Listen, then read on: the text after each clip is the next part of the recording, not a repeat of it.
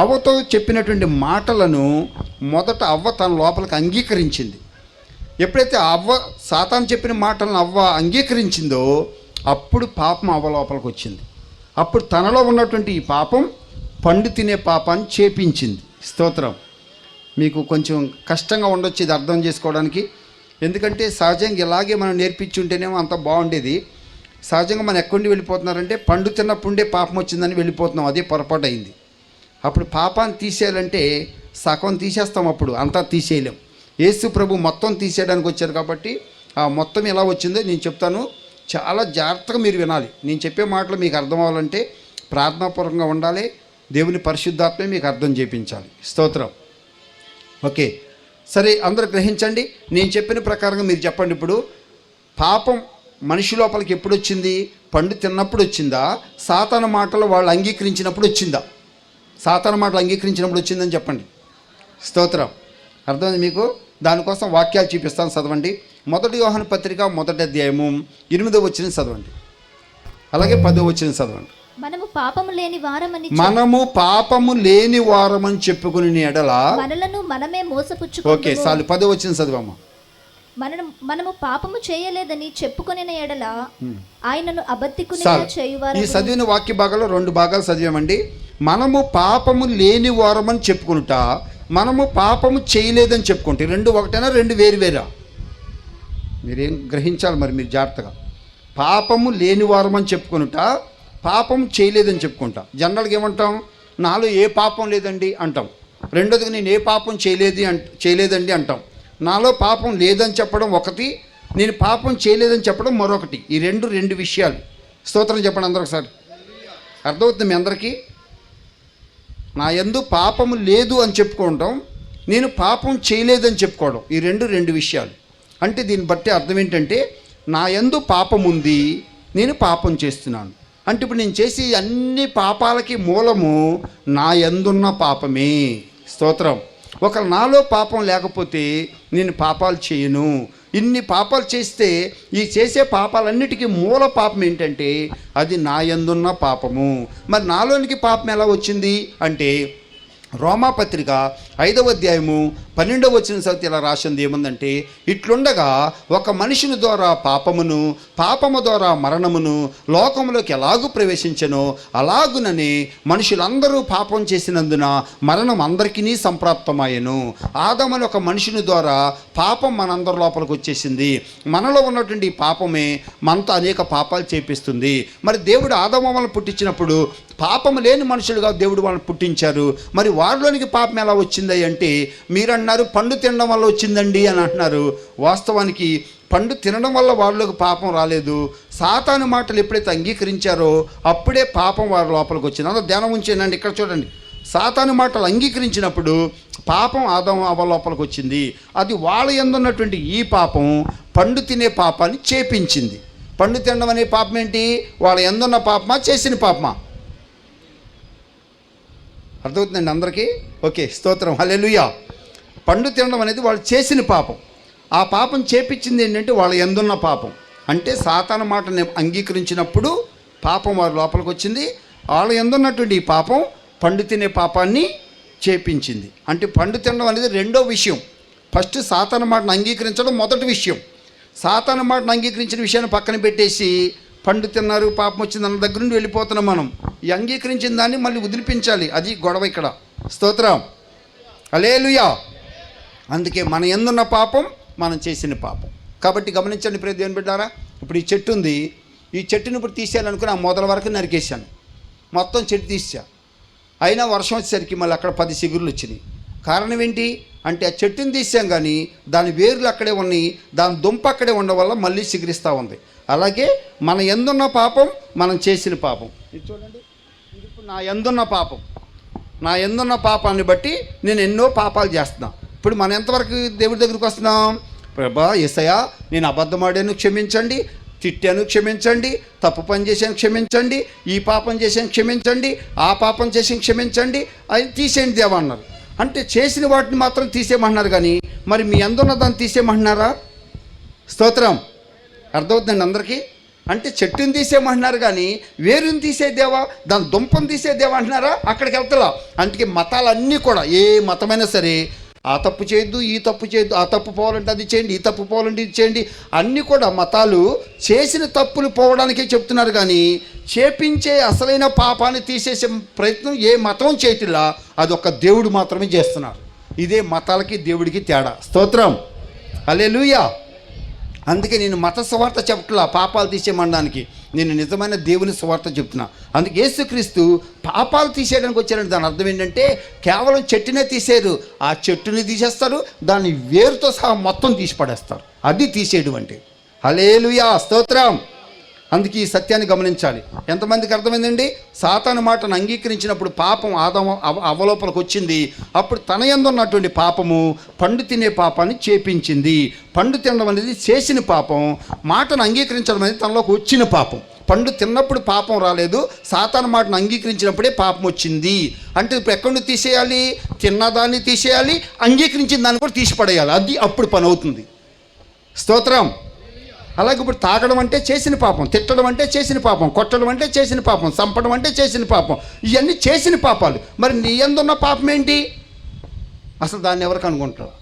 అది ఆదాము ద్వారా మనకు వచ్చింది. ఆదాముకి ఎలా వచ్చింది? సాతాను మాటలు అంగీకరించడం వల్ల ఆదాము వల్లకి వచ్చింది. ఇలాగ వచ్చిందనమాట. ముందు దాన్ని తీసేస్తే అప్పుడు ఆగిపోతాయి. వేరుని తీసేస్తే చెట్టు అది ఎండిపోద్ది. నువ్వు చెట్టుని తీసేసి ఏరుని వదిలేసావంటే మళ్ళీ వస్తూనే ఉంటుంది. అందుకే మన వాళ్ళందరూ ఏం చేస్తున్నామంటే నా యందున్న పాపాన్ని, పాప పురుషుని అలాగే పెట్టుకుంటున్నాం. సాతాను మాటలు అంగీకరించగానే ఈ పాప బీజం అనేది మన లోపలికి వచ్చింది. అందులోండి పాపము దురాశ గర్భం ధరించి పాపమును కనగా అన్న ప్రకారంగా ఒక పాప పురుషుడు అనేవాడు నాలో పుట్టాడు. ఇప్పుడు నా యందు ఉన్నటువంటి ఈ పాప పురుషుడు నాతో అనేకమైన పాపాలు చేపిస్తా ఉన్నాడు. నా యందున్న ఈ పాప పురుషుడిని నా యందున్న పాపం అంటున్నాము. మనం చేసిన పనులన్నీ పాపాలు అంటున్నాము. చేసిన పాపాలు ఒప్పుకుంటున్నాం, చేసిన పాపాలు తీసేయమంటున్నాం. కానీ నా యందే పాపం ఉంది, నా యందున్న దాన్ని తీసేయమని మాత్రం ఎవరని చెప్పట్లేదు. నా యందే ఎలా వచ్చిందంటే అది ఆదాము నుండే నాకు సంప్రాప్తమైంది, సాతాను నుండి నాకు సంప్రాప్తమైంది. దీన్ని తీసేయండి, దాన్ని తీసేయండి అని నిజంగా అంత లోతులోకి మనం వెళ్ళి మొత్తం తీసేపించాలి. మనం ఏం చేస్తున్నాం?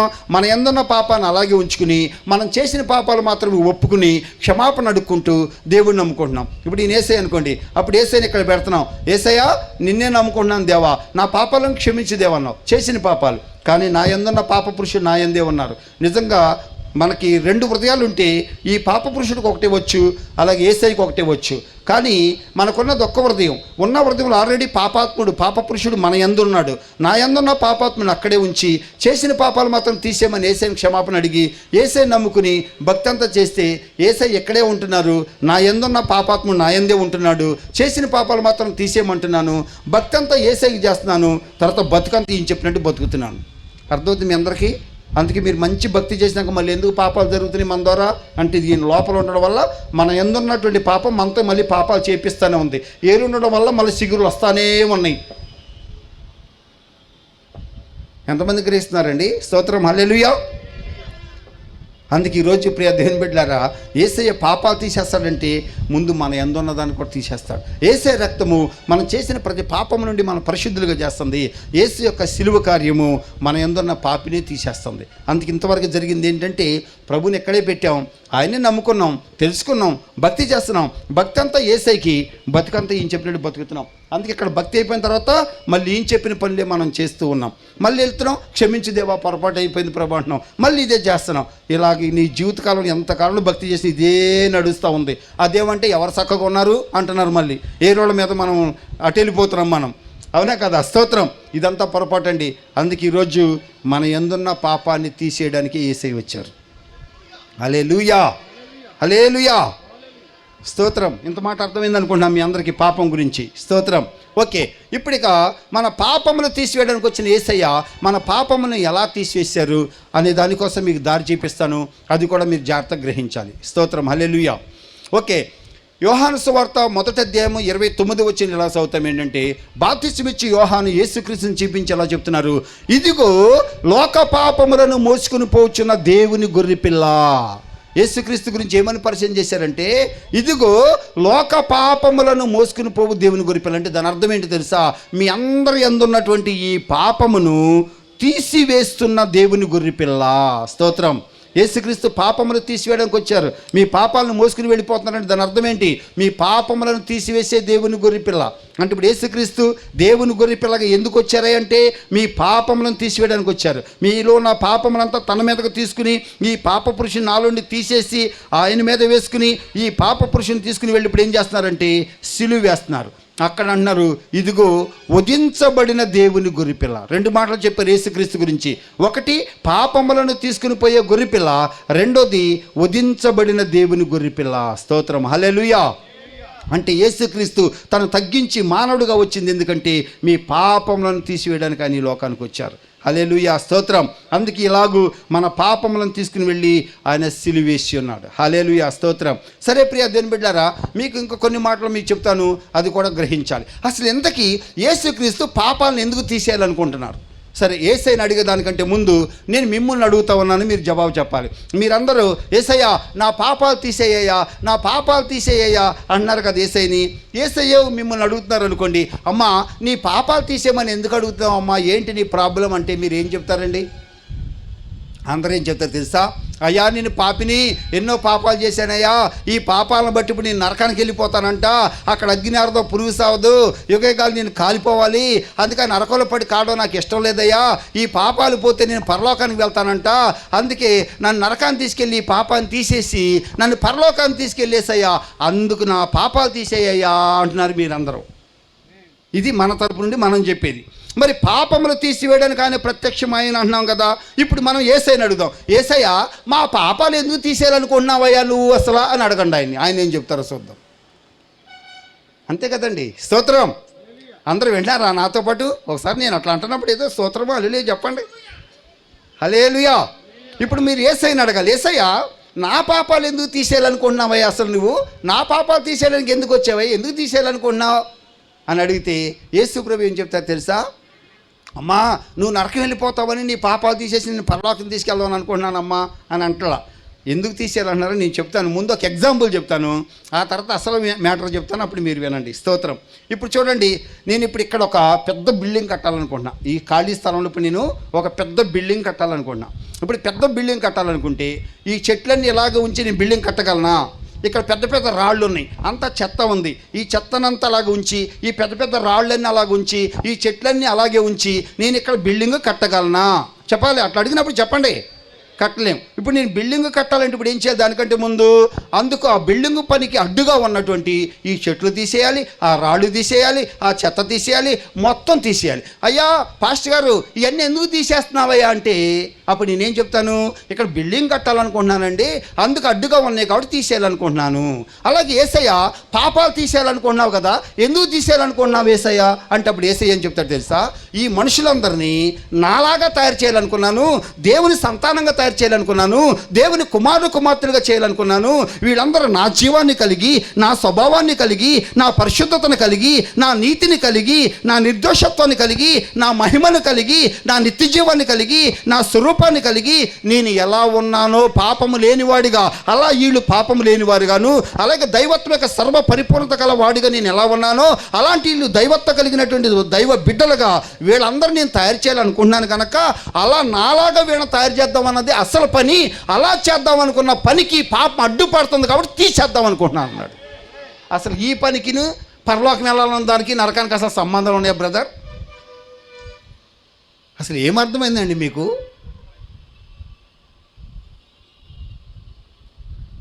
మొత్తానికి ఇప్పుడు యేసు ప్రభు పని ఏంటి? అసలు పని ఏంటి? నాది అసలు పని ఏంటి? చెట్లు తీసేయడం, చెత్త తీసేయడమా, బిల్డింగ్ కట్టుకోవడమా? అసలు పని బిల్డింగ్ కట్టడం. ఇది అడ్డుకుంది కాబట్టి తీసేస్తుంది అంతే. యేసు ప్రభు యొక్క అస్సలు పని పాపాలు తీసేయడం కాదు, నిన్ను దేవుళ్ళలాగా తయారు చేయడం. మరి ఎవరన్నా అయ్యా నన్ను దేవా నీలాగా తయారు చేయ్యా, నీలాగా నన్ను తయారు చేయడానికి అడ్డుగా ఉన్న పాపాన్ని తీసేయాలని అంటున్నారు ఎవరన్నా? దేవుడు ఏమనుకున్నారు? మన పోలికలో మన స్వరూపంలో నరుడు చేద్దామన్నారు, మనలాంటి వాడుగా చేద్దామన్నారు. నేను ఎట్టివాడిన వాళ్ళు అట్టివాడుగా ఉండాలనుకున్నారు. స్తోత్రం, హల్లెలూయా. ఇప్పుడు నరుల్ని పెట్టడం దేవుడు ఉన్న ఉద్దేశం అది. అలాగే యేసే వచ్చింది, మరణించి తిరిగి లేచింది, సంఘాన్ని పెట్టింది, సేవకుని నియమించింది, బూదిగంతాల స్వార్థ ప్రకటించమన్నది.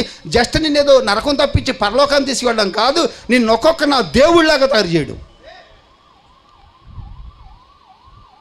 అసలు ఇప్పుడు మన గురి మన లక్ష్యం దేవుళ్ళగా కావాలని లేదు. అందరికి ఎట్లా కూడా తప్పించుకుని మొత్తం పరలోకంలో వెళ్ళి పడితే చాలు అన్నట్టుగా ఉంది మనకి. చూసారా? అంటే దేవుడిని పక్కన పెట్టి పరలోకాన్ని ముందు పెట్టుకున్నారండి. పరలోకం కాదు గొప్పది, దాన్ని పుట్టించిన దేవుడు గొప్పవాడు. దేవుడి చిత్తం అయితే రేపు చెప్తే ఇంకా అసలు మ్యాటర్. హల్లెలూయా, స్తోత్రం. ఇంతైతే వినండి, అందరికి అర్థమవుతుందా మీకు? ఇప్పుడు చెప్పండి, యేసుక్రీస్తు ఎందుకు పాపాలు తీసేయాలనుకున్నారు? నిన్ను దేవుళ్లాగా తయారు చేయడానికి ఈ పాపం అడ్డుగా ఉంది. అంటే నిన్ను పరిశుద్ధులుగా చేయాలనుకున్నాడు, అందుకు పాపం అడ్డుపడుతుంది. నీతిమంతులుగా చేయాలనుకున్నారు, పాపం అడ్డుపడుతుంది. మీకు జీవాన్ని ఇవ్వాలనుకున్నారు, పాపం ద్వారా వచ్చే మరణం అడ్డుపడుతుంది. ఇలా దైవ స్వభావాన్ని మీకు ఇవ్వాలనుకున్నారు, పాప స్వభావం సాతాను స్వభావం అడ్డుపడుతుంది. అందుకు దేవుని యొక్క పనికి ఇది అడ్డుగా ఉంది కాబట్టి తీసేస్తున్నాడు. అంతేగాని పాపాలు తీసేయడం కాదు అని ముఖ్యమైన పని, నిన్ను దేవుళ్లాగా తయారు చేయడం దేవుడికున్న ముఖ్యమైన పని. కానీ మనం అనుకున్నాం తీసేస్తే చాలా అయిపోయింది అంతా పని అని మనం అనుకుంటున్నాం. ఇప్పుడు నేనేం చేశాను, ఇక ఇక్కడ పెద్ద బిల్డింగ్ కట్టాలనుకుని ఈ చెట్లన్నీ తీసేసి చెత్త రాళ్ళన్నీ తీసేసి మొత్తం క్లీన్గా నీట్గా చేసేసి ఇప్పుడు అన్న అమ్మాయ పని అంతా అయిపోయింది అని కూర్చున్నా. నిజంగా పని అయిపోయిందండి? చెప్పాలి. అసలు బిల్డింగ్ కట్టే పని ఇంకా మొదలై పెట్టలేదు, అక్కడ నా పునాది కూడా తీయలేదు. కానీ నేనేమన్నా ఎంత పెద్ద చెట్లు తీసేసానండి, పెద్ద బండ రాళ్ళు తీసానండి, ట్రాక్టర్ చెత్త తీసేసానండి. ఏమనుకున్నారు, మొత్తం తీసేసి ఆ దెబ్బకి మారిపోయా. ఇంత తాగుడు మానేశానండి, ఇంత తిరుగుడు మానేశానండి, ఇంత అది మానేశానండి, ఇంత ఇది మానేశానండి. ఏమనుకున్న దెబ్బకు మారిపోయా. గొప్ప సాక్ష్యం. ఓకే, ఆ చెత్తంతా చెట్లంతా తీసావు, కానీ మరి నువ్వు దేవుళ్ళలాగా అయిపోయావా? అది అసలు మొదలై పెట్టలేదు ఇక్కడ. స్తోత్రం. ఇప్పుడు అన్నీ తీసేసి అమ్మ పని అంతా అయిపోయిందని నేను కూర్చుంటే నిజంగా పని అయిందండి? చెప్పాలి. చూసారా, సాతాను మనల్ని మోసం చేస్తున్నాడు. అసలైన పని మీలో దేవుడు ఏం చేయాలని కూడా అది జరగకుండానే ఈ పైది కొంచెం చెత్త లాంటిది పోగానే ఇంకే నువ్వు మారిపోయావు, అంతా మారిపోయావు. అప్పుడు నువ్వు అనుకో నేనేం తప్పు చేస్తున్నాను, అంతా కరెక్ట్గా ఉన్నాను అని మనం అనుకుంటున్నాం. మారిపోయాను, ఇంకేం నేను మారేది, ఆళ్ళు మారాలి, నేను మారేది ఏంటి అనుకుంటున్నాం మనందరం ఇక. స్తోత్రం. చూసారా ఎలా మోసం అయిపోతుందో? అందుకే ఈరోజు దేవుడు మీ మనోనేత్రాలు వెలిగించును గాక. దేవుని యొక్క సంకల్పం, దేవుని యొక్క వెలుగు మీ హృదయాల్లో నిజంగా ప్రకాశించును గాక. హల్లెలూయా. అందుకు దేవుడు మీ మనోనేత్రాలు, మీ హృదయాలు దేవుడు తెరిచును గాక. అప్పుడు ఈ సత్యం మీ హృదయాలు అర్థమవుతుంది. అదే పరిశుద్ధాత్మ యొక్క కార్యం అంటే. స్తోత్రం. అందుకే నేను ఇవాళ రేపు నేను జోకులు కానీ పిట్టకథలు కానీ మీకు ఇక్కడ చెప్పట్లా, ఓన్లీ దేవుని మాటలు మాత్రమే చెప్తున్నా. స్తోత్రం. హల్లెలూయా. అందుకే చాలా జాగ్రత్తగా ఉండి ఈ సత్యాలు మీరు గ్రహించాలి. కాబట్టి అందుకే ప్రియ దేవుని బిడ్డలారా చూడండి, ఇప్పుడు యేసుక్రీస్తు పాపాన్ని ఎందుకు తీసేయాలనుకుంటున్నాడంటే ఇది దేవుని పనికి అడ్డుగా ఉంది కాబట్టి తీసేద్దాం అనుకున్నాడు. అంతేగాని అసలు దేవుడి పని పాపాలు తీసేయడం కాదు, నిన్న ఆ దేవుడిలాగా తయారు చేయడం. అర్థమైందండి? నా అసలు పని బిల్డింగ్ కట్టుకోవడం, అంతేగాని నా అసలు పని చెట్లు చెదారం చెత్త తీసేయడం కాదు నా పని. ఎంతమందికి అర్థమైందండి? మనం ఇప్పటి వరకు ఏమనుకున్నాం, అబ్బు తీసేస్తే అబ్బు అసలు పని అంతా అయిపోయింది అనుకున్నాం. మనం అసలు పని ఏం లేదు. స్తోత్రం. హల్లెలూయా. ఇప్పుడు అర్థమైంది అందరికీ? ఓకే. అందుకే ఈరోజు నుండి సరైన దారి మీదకి రండి.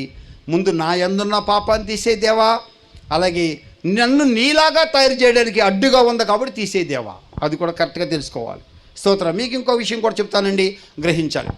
మీ జీవితంలో జనరల్గా చెప్తున్నాను, మీ జీవితంలో చాలా కష్టాలున్నాయి, దుఃఖాలున్నాయి, సమస్యలున్నాయి, చాలా ఇబ్బందులున్నాయి. ఇవి మీకు ఉండాలని కోరుకుంటారా, తీసేయాలని పోవాలని కోరుకుంటారా? చెప్పాలి అందరం. అసలు ఈ సమస్య నాకు ఒక క్షణం కూడా ఉండదు, ఇప్పుడే పోవాలి దెబ్బకంటారు మీరు.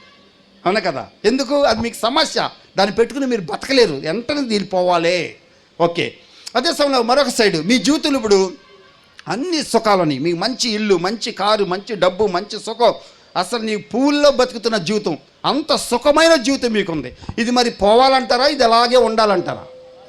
చెప్పాలి, మాట్లాడండి. మరి నేను మిమ్మల్ని మీతో మాట్లాడిస్తున్నాను, నాతో నేను చెప్పుకెళ్ళిపోవచ్చు. స్తోత్రం. మీతో మాట్లాడించినప్పుడు చక్కగా నోరు తెచ్చి గట్టిగా నాకు వినపడతాడు చెప్పాలి. మీరు చెప్పండి, సుఖాలు పోవాలంటారా, ఉండాలంటారా? అంటే అప్పుడు మీ నిర్ణయం సుఖమైతే ఉండని, సమస్య అయితే వెంటనే పోవాలి అన్న నిర్ణయానికి వచ్చారు. ఇప్పుడు నిర్ణయం ఎలా తీసుకున్నారు? నిర్ణయం తీసుకోకముందు ఇది సుఖమా, ఇది సమస్య అన్నదాన్ని ముందు కనుక్కున్నారు. కనుక్కున్న తర్వాత సమస్య అయితే పోవాలి, సుఖమైతే కావాలి. స్తోత్రం. ఓకే అని నిర్ణయం తీసుకున్నారు. అలాగే మరి యేసయ్య పాపాలు తీసేస్తాను అన్నాడు. తీసేస్తానంటే మీరు ఒక నిర్ణయం తీసుకోవాలి. మరి మీ పాపాలు తీసేయమంటారా ఉంచమంటారా అన్న నిర్ణయానికి మీరు రావాలి. స్తోత్రం. అంతేగాని బలవంతంగా వచ్చి నీ పాపాలు ఏం తీసేయడు అక్కడైనా. మీరు కూడా ఒక నిర్ణయానికి రావాలి. మీ పాపాలు తీసేయమంటారా ఉంచమంటారా అనే నిర్ణయానికి రావాలి. మరి పాపాలు తీసేయాలా ఉంచాలా అనే నిర్ణయం మనం ఎలా చేసుకుంటాం అంటే, దేవుని కోణంలో మీరు చూసినప్పుడు నిన్ను దేవుడిలాగా తయారు చేయడానికి పాపం అనేది పెద్ద సమస్యలాగా ఉంది. కాబట్టి ఇది ఉన్నంతకాలం నువ్వు ఆ దేవుడిలాగా తయారవ్వలేవు గనక, నిజంగా నువ్వు దేవుడిలాగా తయారవ్వాలనుకుంటే, ఆ యేసయ్యలాగా అవ్వాలనుకుంటే, అందుకు నువ్వేం చేయాలి? ప్రభా, నేను నీలాగా అవ్వాలనుకుంటున్నాను, అదే నీ సంకల్పం, అలా చేయడానికే నువ్వు వచ్చావు, చేయడానికి నువ్వు రెడీగా ఉన్నావు, ఆ పనికి పాపం అనేది పెద్ద అడ్డుగా ఉంది, సమస్యగా ఉంది. కాబట్టి వెంటనే ఈ సమస్యని అనే పాపాన్ని తీసేదేవా అని చెప్తావు.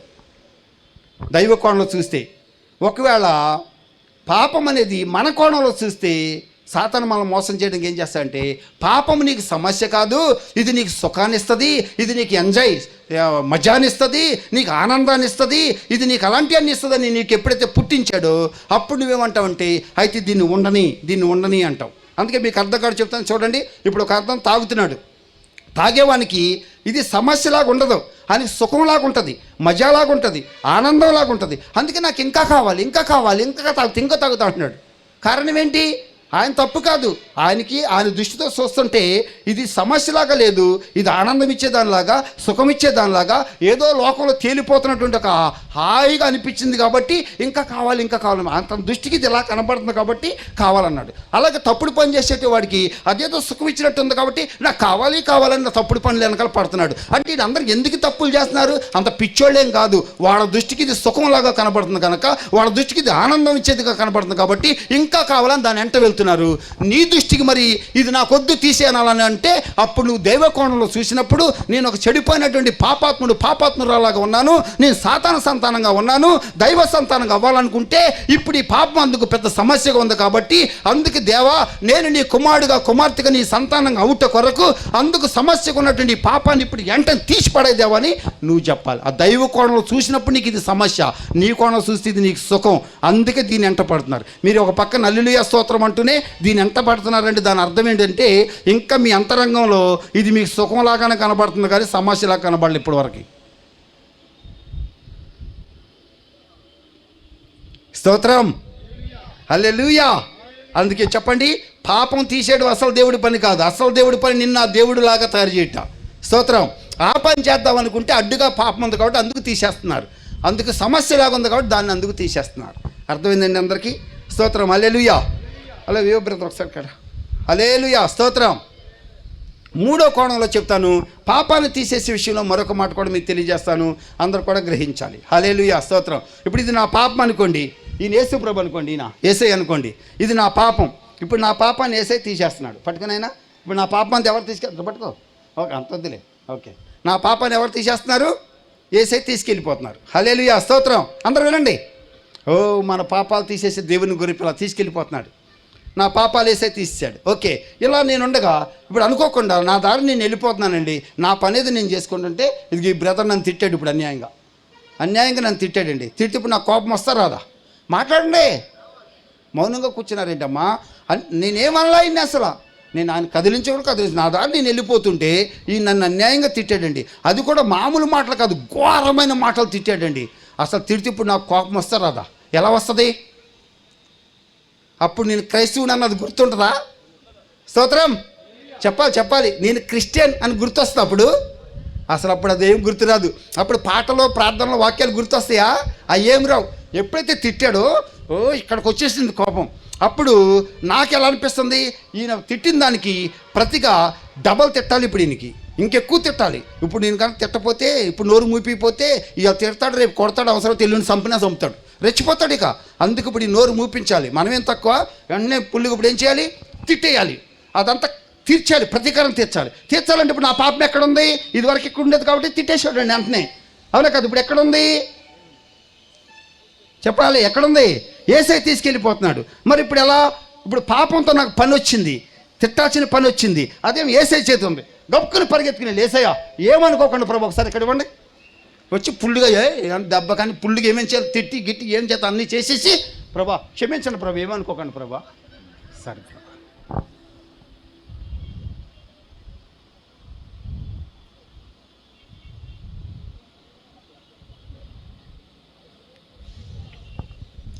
మళ్ళీ దాని దారి నేను వెళ్ళిపోతున్నానండి. ఇంకొక పాపం, ఒక అమ్మాయి అబ్బాయి తగిలేడండి. మళ్ళీ ఇప్పుడు ఏం చేయాలి? పాపం శరీరలు. అప్పుడు మళ్ళీ ఎట్లా? పాపం లేదు నా దగ్గర, ఎక్కడుంది? యేసయ్య దగ్గర ఉంది. మరి ఇప్పుడు ఏం చేయాలి? అవకాశం దొరికింది. ప్రభా ఏమనుకోకండి ప్రభా, ఏమేం చేయాలి? తప్పులేం చేసేసి ప్రభా క్షమించండి ప్రభా, ఏమనుకోకండి ప్రభా, క్షమించండి ప్రభా. న్యాయం చెప్పండి, నిజంగా మీరు ఎలా ఉన్నారండి? గుండె మీద చేపెట్టుకుని మీ మనస్సాక్షిని బట్టి దేవుడి సంధిలో దేవుని ఎదుటి జవాబు చెప్పండి. అంటే మీకున్న, మీ తప్పు కాదు, మీకున్న అవగాహన, పాపం గురించిన మీ రెవల్యూషన్, మీకు తెలిసింది ఏంటంటే ఇంతే, నాలో పాపం ఉందని అసలు మీకు తెలీదు, నేను పాపాలు చేస్తున్నాను అంతే. ఏరుని పట్టించుకోవాలా, దుంపను పట్టించుకోవాలా ఒకటి. రెండోది, ఇది నాకు సమస్య, ఇది నాకు అడ్డు అనేది కూడా ఎరగం. జస్ట్ ఇది నేను నరకం తీసుకెళ్తుందంట, అందుకే నాకు ఇది వద్దు, పరలోకం వెళ్ళాలి అంతవరకే. కానీ మనస్ఫూర్తిగా దాన్ని వదులుకోలేకపోయారు. అందుకు ఇప్పుడు ఏం చేసాం? ఇగో నా పాపాలు తీసాడు యేసయ్య అంటే తీసాడు అనుకుంటున్నాం. తీసాడు కాబట్టి ఎక్కడెక్కడ అవసరం తీసుకుని వాడుకుంటున్నాం, మళ్ళీ క్షమించుదేమన్నాం, వాడుకుంటున్నాం, క్షమించుదేమన్నాం. మళ్ళీ ఏం చెప్తున్నాం? నా పాపాలు యేసయ్య తీసాడు, మళ్ళీ ఇక్కడ నేను వాడుకుంటూ ఉంటాను, ఆయన తీసేస్తూ ఉంటాడు. నేను వాడుకుంటూ ఉంటాను, ఆయన తీసేస్తూ ఉంటాను. అంటే పోయినట్టే ఉంటుంది, ఇక్కడ వాడుకున్నట్టే ఉంది. మళ్ళీ ఇక్కడ హల్లెలూయా స్తోత్రం భక్తే ఉంది. అసలు ఎక్కడ ఉంది? అక్కడే ఉంది. ఇదేం పాపాలు తీసేడు యేసయ్య అంటే, యేసయ్య ఎలా తీసేయట్లా, మరి ఎలా తీస్తున్నాడు? ఇప్పుడు అసలు సత్యం చెప్తున్నాను, గ్రహించండి. ఎలా తీస్తున్నాడంటే, ఇప్పుడు మీకు చెప్తాను వినండి. ఇప్పుడు ఇది నన్ను కన్న తండ్రి, మా నాన్నగారు నన్ను కన్న తండ్రి ఇప్పుడు చనిపోయాడు. చనిపోతే మరి ఇప్పుడు నేను ఉంచమంటానా, తీసేయమంటానా? అందరు నోరితే చెప్పండి. మరి మీకు అర్థం కావాలని నేను డౌన్ అయిపోయి చిన్న చిన్న మాటలు చెప్తున్నాను, లేకపోతే నేను పైకి పైకి వెళ్ళిపోయేవాడిని. స్తోత్రం, కిందకు వచ్చేస్తాను నేను, పైకి వెళ్తా. హల్లెలూయా స్తోత్రం, హల్లెలూయా. ఎందుకంటే మీ మొఖాలు చూస్తుంటే మీరు నాతో రాలేకపోతున్నారు, అది నాకు అర్థమైపోయి అందుకే నేను కిందకు వచ్చేస్తున్నాను. అందుకే ఈ మాటలు చెప్తున్నా, ఫ్లాట్ కొనడం, తండ్రి అది ఇది అని చెప్తున్నా. హల్లెలూయా స్తోత్రం. ఓకే, ఇప్పుడు నన్ను కన్న తండ్రి మా నాన్నగారు చనిపోయారండి. ఇప్పుడు నేను ఉంచమంటానా, తీసేయమంటానా? నోరు తెచ్చి చెప్పండి. ఎందుకు? నన్ను కన్న తండ్రి, నన్ను ఎంత పెంచి పెద్ద చేసిన తండ్రి ఎందుకు తీసేయమన్నానంటే, చనిపోయాడు కాబట్టి తీసేయమన్నా అంతే, లేకపోతే తీసేయమన్నాం. అవునా కదా? ఉంచుకయ్యా అంటే ఉంచుకుంటానా? చెప్పాలి. తీసేయి. సొంత నన్ను కన్న తండ్రి అయినా సరే చనిపోయినప్పుడు తీసేయమన్నా. అలాగే యేసయ్య నా పాపాలను తీసేస్తున్నాడు. ఎలా తీస్తున్నాడు అనుకున్నారు? నాలో ఉన్న పాపాన్ని తీసుకుని వెళ్ళి తన మీద వేసుకుని దాన్ని మోసుకుని వెళ్ళి సిలువ వేసి ఉదించబడిన గొర్రెపిల్లగా ఈ నాలో ఉన్న ఈ పాప పురుషుని కూడా సిలువలో చంపేస్తున్నాడు. అదే రోమ 6:6 చదువుతాం, మన ప్రాచీన పురుషుడు క్రీస్తుతో కూడా సిలువేయబడినని ఎరుగుదుము. హల్లెలూయా. యేసు ప్రభు మాత్రమే సిలువేయబడలా, మన పాప పురుషుడు కూడా సిలువేయబడ్డాడు యేసయ్యతో. యేసయ్యే చనిపోలా, మన పాప పురుషుడు కూడా సిలువలో చనిపోయాడు. ఇది సిలువ సువార్త ద్వారా మనకు వర్తించే సత్యం. హల్లెలూయా. ఇది విశ్వసించి అంగీకరించడం వల్ల ఇప్పుడు నాలో ఉన్న ఈ పాప పురుషుడు సాతాను ద్వారా ఆదమవ్వలోకి, ఆదమవ్వల ద్వారా నాలోకి వచ్చి ఇంతకాలం నాలో ఉండి నాతో ఇన్ని పాపాలు చేపించి ఈ పాప పురుషుడు యేసుక్రీస్తు ద్వారా సిలువేయబడి చంపబడ్డాడనే సత్యాన్ని నేను గ్రహించి దాన్ని విశ్వసించి అంగీకరించినప్పుడు ఇవి చచ్చిపోయిన వాడిని ఉంచమంటానా, తీసేయమంటానా? ఇప్పుడు చెప్పండి, ఎందుకు తీసేయమంటున్నాను? నరకం కోసం, పరలోకం కోసమా? ఆ రెండు పక్కన పెట్టండి. ఈయన చచ్చిపోయాడు కాబట్టి తీసేయండి. స్తోత్రం చెప్పండి అందరూ. ఎందుకు తీసేయమన్నానండి? నరకమా పరలోకమా రెండు పక్కన పెట్టండి. ఈ చచ్చిపోయాడు కాబట్టి తీసేయి. నా సొంత తండ్రిని చనిపోయినప్పుడు తీసేయండి అని ఎలా అంటున్నానో, ఇంతకాలం నాలో ఈ పాప పురుషుడు చంపబడ్డాడు యేసయ్య ద్వారా కనుక, చనిపోయాడు కాబట్టి తీసేయండి. అందుకే ఈరోజు ఈ అవగాహన రావాలి. ఇది నాకు దేవుడి పనికి అడ్డు కాబట్టి తీసేయండి, ఇది నా దేవుడి పనికి పెద్ద సమస్య ఉంది కాబట్టి తీసేయండి, ఇది సచ్చింది కాబట్టి తీసేయండి. ఈ కోణంలో చెప్పాలి మీరందరూ. ఎప్పుడైనా ఈ విధంగా చెప్పారా పాప విషయం తీసేయండి అని? మీ బాధ అంతా ఏంటి తెలుసా? చేసినందుకు ఎక్కడ నరకంలో పడేస్తాడనని. ప్రభా క్షమిందేవా నరకంలో ఏకిదే, ఎంతసేపు ఇదే పనికి అంతే. స్తోత్రం. ఇప్పుడు చంపి తీసేస్తున్నాడు. ఇది సత్యం, చంపి తీసేస్తున్నాడండి. ఇది ఈ సత్యాన్ని ఎరిగాను నేను. ఇప్పుడు ఇంతకుముందు పైది చెప్పాను, ఇది అసలు చెప్పా. ఇది ఇప్పుడు ఈ స్టాండర్డ్లో బ్రతుకుతున్నాను నేను. అందరూ స్తోత్రం చెప్పండి. ఈ స్టాండర్డ్లో బ్రతుకుతున్నా. ఇలా బ్రతుకుతుంటే మళ్ళీ వెళ్తున్నానండి ప్రాక్టికల్ జీవితంలో. వెళ్తుంటే ఇప్పుడు ఈ బ్రదర్ మళ్ళీ తిట్టాడు నన్ను. ఇప్పుడు వేరే సత్యం ఉన్నా మళ్ళీ తిట్టాడు. మనిషిగా నాకు కోపం వస్తా రాదా? తిట్టాలనిపిస్తా లేదా? అట్టనే మళ్ళీ కోపం వచ్చేసింది, మళ్ళీ పుల్లుగా తిట్టేయాలనిపించింది. తిద్దామంటే ఇప్పుడు ఎక్కడుందో పాపం, యేసు దగ్గర ఉంది. పరిగెత్తుకుని వచ్చా, యేసయ్య ఒకసారి ఇక్కడ ఇవ్వండి అన్న. తీసుకుందామంటే చచ్చిపోయింది. చచ్చిపోయిన శవాన్ని తీసుకుంటానండి? చెప్పండి. మీ నాన్నగారు చచ్చిపోయి మా నాన్నగారు చనిపోయి శవం అయిపోయారు అనుకుందాం. శవాన్ని తీసుకుంటానా? తీసుకోను. అలాగే నా పాపాన్ని యేసే తీసుకువెళ్ళి సిలువేసి చంపేశాడు. నా ప్రాచీన పురుషుడు క్రీస్తు కూడా సిలువేయబడ్డాడు, చంపబడ్డాడు, చంపి తీసేస్తున్నాడు యేసయ్య. నేను పరిగెత్తుకుంటూ వచ్చే అవసరం వచ్చింది, ఇప్పుడు తిట్టాలి, పరిగెత్తుకుని యేసయ్య ఒకసారి ఇక్కడ ఉన్నాను అనే లోపల చంపేసి తీసుకెళ్తున్నాడు. సచ్చిందని తీసుకుంటానా? తీసుకోలేను. అప్పుడు వెంటనే ఇంత ఊపుతో వచ్చి నేను చల్లబడి అప్పుడు ఈ బెదర్కి వచ్చి అంటున్నాను, మీరు తిట్టినందుకు నాకు పుల్లుగా కోపం వచ్చింది, మిమ్మల్ని పుల్లుగా తిట్టేయాలనుకున్నాను, కానీ నా పాపాన్ని యేసయ్య సిలువలో చంపి తీసేస్తున్నాడు కాబట్టి అందుకే నేను ఇప్పుడు దాన్ని తీసుకొచ్చి నీ దగ్గర వాడలేను.